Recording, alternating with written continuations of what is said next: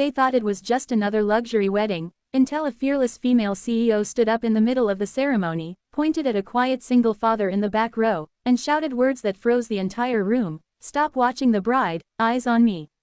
What followed exposed buried secrets, shattered reputations, and revealed a love no one saw coming. This is not just a romance, it's a story about power, pride, betrayal, and the moment two broken lives collided in public. If you love emotionally charged stories with shocking twists, moral revenge, and unforgettable endings, subscribe now and don't miss what happens next, because this story changes everything. The wedding was supposed to be flawless, the kind of extravagant London affair whispered about for years afterward, held beneath crystal chandeliers in a restored 19th-century manor where wealth lingered in the air like expensive perfume, and Eleanor Whitmore, CEO of Whitmore Global Holdings, had arrived late by design, dressed not in white but in a sharply tailored midnight blue gown that whispered authority rather than celebration, her presence immediately shifting the temperature of the room because everyone knew her. Knew her reputation for ruthless boardroom decisions, billion-pound acquisitions, and a personal life sealed tighter than her company's vaults. Yet what no one noticed at first was the man standing quietly near the back, shoulders squared but eyes tired, holding the small hand of his 6-year-old daughter who was already bored by silk dresses and champagne laughter, a single dad named Daniel Carter who had only come because the groom was his estranged younger brother, and Daniel hadn't wanted to come at all, hadn't wanted to step into a room full of people who reminded him of everything he'd lost. But he came anyway, because that's what fathers do when their children ask questions like why family matters, and as the bride walked down the aisle to polite gasps and orchestrated tears, Daniel's gaze drifted not with desire but with distant memory, the kind that sneaks up when grief has nowhere else to go, and Eleanor saw it from across the room, saw a man everyone else ignored, saw a look she recognized far too well, the look of someone who had once loved deeply and paid for it with everything, and before she could stop herself, before logic or reputation could intervene, Eleanor Whitmore stood up in the middle of the ceremony, heels echoing against marble silence, turned sharply toward the back of the room, locked eyes with Daniel, and raised her voice so loudly it cracked the moment in half, shouting, "Stop watching the bride, eyes on me," and gasps exploded like shattered glass as the music faltered and the officiant froze mid-sentence. The bride spun in confusion, guests whispered furiously, and Daniel felt heat rush to his face as dozens of eyes burned into him, his daughter squeezing his hand tighter, while Eleanor didn't look away, didn't blink, because in that second she wasn't a CEO or a guest or a scandal waiting to happen. She was a woman who had just recognized the only person in the room who could see her without fear, and memories surged inside her, memories of a past she'd buried beneath profit margins and press releases, memories of a night 10 years earlier when she'd loved a man who walked away without explanation, a man who looked painfully similar to the one standing before her now, though Daniel had no idea who she was beyond the headlines, had no idea that the woman confronting him had once signed the corporate decision that indirectly destroyed his life, no idea that their histories were about to collide in the most public way possible, because as the room descended into chaos and security hesitated, unsure whether to remove her or obey her, Eleanor took one more step forward and said softly, with a tremor no one had ever heard from her before, "I didn't come here for the wedding, I came because fate doesn't knock twice," and Daniel, stunned and humiliated, finally spoke, his voice calm but edged with steel as he asked, "Do I know you?" And Eleanor felt the sharpest pain she'd felt in years because she did know him, knew him far better than he could imagine, and the truth, once released, would unravel families, expose corporate corruption, and force both of them to choose between revenge and redemption. While the bride stood forgotten at the altar, the ceremony broken beyond repair, and somewhere deep inside Eleanor Whitmore, the most powerful woman in the room realized this wedding was only the beginning of her reckoning. By the time the wedding hall was cleared and the murmurs had hardened into rumors that would travel faster than champagne gossip ever could, Eleanor Whitmore found herself standing alone on the stone terrace outside the manor, London fog curling around her like judgment, her phone vibrating endlessly with messages from board members, PR chiefs, and assistants who had just watched their untouchable CEO go viral for screaming at a stranger during a society wedding. Yet none of that noise mattered because across the courtyard Daniel Carter was crouched beside his daughter, Lily, fastening her tiny coat with shaking hands as she asked innocent questions about why the lady with the loud voice was angry, and Daniel didn't answer because he was trying to breathe past the humiliation, past the sharp memory of being singled out in rooms he never belonged in, past the instinct to protect his child from becoming collateral damage in someone else's emotional explosion. And when Eleanor finally approached him, heels clicking softer now, power stripped from her posture, she saw the instinctive way he positioned Lily slightly behind his leg, a shield formed from habit rather than fear, and something inside Eleanor cracked because she recognized it. The posture of a man who had learned too early that systems fail people like him, and she spoke carefully, introducing herself formally, Eleanor Whitmore, as if the name wouldn't already weigh heavy, but Daniel nodded only once, eyes narrowed, saying he knew who she was, everyone did, and that knowledge didn't impress him, it unsettled him, because powerful women didn't yell at ordinary men without reason, and Eleanor swallowed hard before asking for 10 minutes of his time, just 10, promising nothing except honesty, and Daniel almost laughed at that word because honesty had been the thing he'd begged for 10 years ago when his life fell apart overnight, when a startup he co-founded collapsed after a single corporate acquisition crushed their funding, when contracts vanished, investors backed out, and his partner, his brother, walked away clean while Daniel was left holding legal liabilities and grief that followed the sudden death of his wife months later, leaving him a single father with no safety net, no apology, and no explanation, and as Eleanor spoke his past back to him without knowing she was doing it, mentioning a mid-tier tech logistics firm she'd once dissolved as collateral damage in a hostile expansion, Daniel felt something ice over in his chest because that firm had been his, the one he built with sleepless nights and borrowed hope, the one that collapsed the same week his wife was buried, the one that taught him what silence from powerful people really meant, and when Eleanor realized the connection, when her mind finally aligned timelines and faces and consequences she'd once approved with a signature and a glass of wine, her knees nearly gave out because Daniel Carter wasn't just a stranger, he was the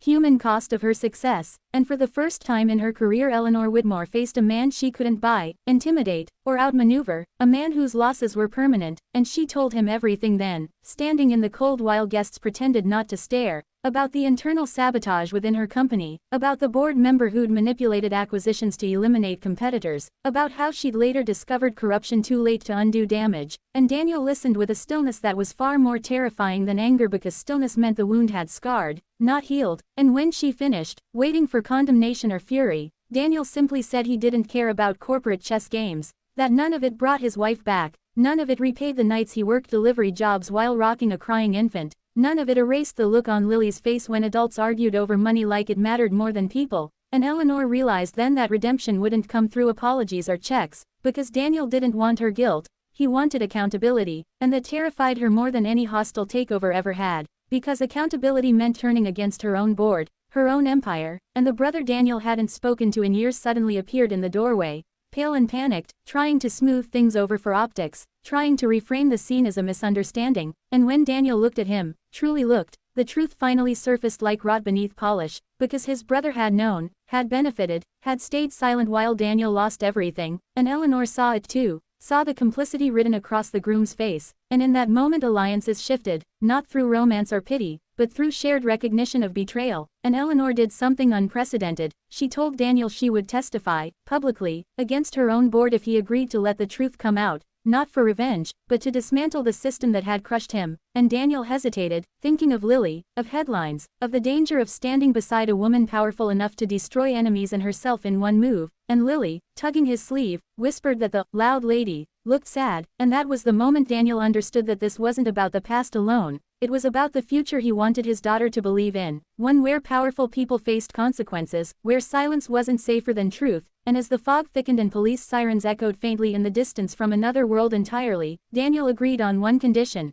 Eleanor would walk away from control, from immunity, from the pedestal that kept people like him invisible, and Eleanor Whitmore, CEO, billionaire, untouchable architect of empires, nodded without hesitation, knowing that Chapter 3 wouldn't be about love yet, but about collapse, exposure, and the terrifying freedom of choosing integrity over dominance, even if it cost her everything. The fallout came exactly as Eleanor Whitmore predicted and far worse than Daniel Carter imagined, because when power decides to confess it does not fall quietly, it detonates, and within 48 hours the wedding interruption had transformed into a global headline, clips looping endlessly across morning shows in New York and London, commentators mocking, praising, dissecting the moment a female CEO publicly lost control, while Eleanor herself stood before a room of lawyers, regulators, and shareholders and did the unthinkable by surrendering executive immunity, resigning as acting CEO, and submitting internal records that exposed a decade-long pattern of board-level corruption designed to crush competitors through manipulated acquisitions, shell agreements, and strategic silence.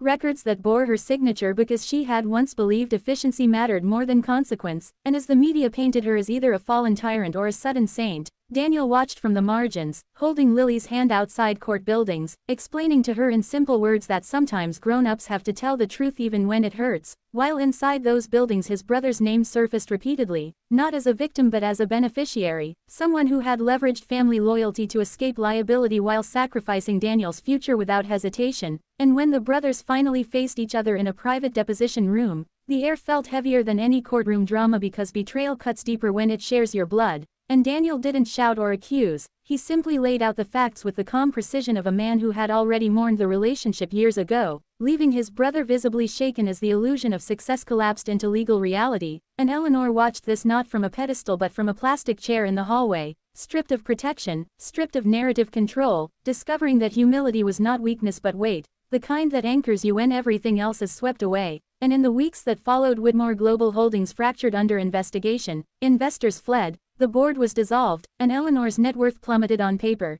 Yet for the first time in her life she slept without alarms, without assistance, without the constant hum of conquest, while Daniel's life changed more subtly but just as profoundly, because restitution funds were approved, not as charity but as acknowledgement, allowing him to reopen his company on his own terms, hiring ethically, refusing predatory growth, teaching Lily that success didn't have to look like domination. And as months passed, their connection evolved quietly, not through grand gestures or tabloid romance, but through shared court dates, shared coffees in silence, shared moments of understanding when neither needed to explain the cost of truth. And Eleanor learned how to exist without commanding rooms, learned how to listen, learned how to sit on park benches while Lily explained schoolyard politics with absolute seriousness. And one evening, long after the trials ended and the headlines moved on to fresher scandals, Daniel finally asked the question that had hovered unspoken since the wedding, asking why she really yelled that day, why she chose him in that moment. And Eleanor admitted that it wasn't attraction or strategy, it was recognition, because she saw someone being overlooked in a room obsessed with appearances, someone whose pain was invisible but real, and she had spent her entire life benefiting from that invisibility. And Daniel nodded, understanding more than forgiving, and when he said that forgiveness wasn't something owed but something grown over time,